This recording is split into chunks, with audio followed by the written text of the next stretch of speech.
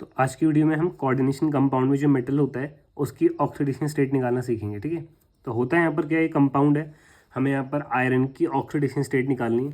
तो यहाँ पर हमें करना क्या है कि इस कॉम्प्लेक्स में देखो तीन चीज़ दिख रही है, पोटेशियम, आयरन, साइनाइड। हम पे सब पे जो चार्ज है उसको जोड़ देना है और जीरो के इक्वल रख देना है। ठीक है, तो पोटेशियम पे +1 चार्ज होता है एक पे, तो दो पे कितना हो जाएगा +2, प्लस जिसकी हमें निकालनी है उसकी हम x मान लेंगे x। एक साइनाइड पे -1 होता है तो 6 पे कितना हो जाएगा 6 × -1। अब तीनों पे मिला के क्योंकि कोई चार्ज नहीं तो =0 रख देंगे, तो +2 + x -6 = 0। तो यहाँ पर हो जाएगा x - 4 = 0। तो x यहाँ पर हमारा आ जाएगा +4। तो यहाँ पर आयरन की ऑक्सीडेशन स्टेट यहाँ पर +4 हो गई। ठीक है, उसके बाद यहाँ पर क्रोमियम है, इसकी क्रोमियम की निकालनी है तो उसकी मैंने मान ली x।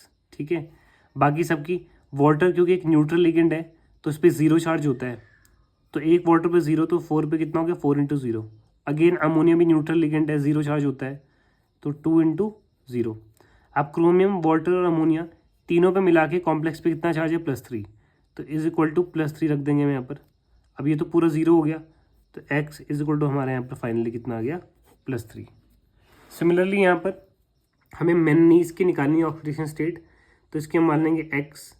वाटर न्यूट्रल लिगेंड है तो 4 × 0 0 ही होता है, प्लस क्लोराइड पे होता है -1 चार्ज तो 2 पे कितना हो जाएगा 2 × -1। और तीनों पे मिला के क्योंकि कॉम्प्लेक्स पे कुछ भी चार्ज नहीं है तो हम 0 रख देंगे। तो यहाँ पर हो गया x, ये टर्म 0 हो गया, यहाँ पर -2 = 0। तो यहाँ पर फाइनली यहाँ पर -2 वहाँ चला जाके क्या हो जाएगा +2। तो यहाँ पर मैंगनीज की ऑक्सीडेशन स्टेट हो गई +2।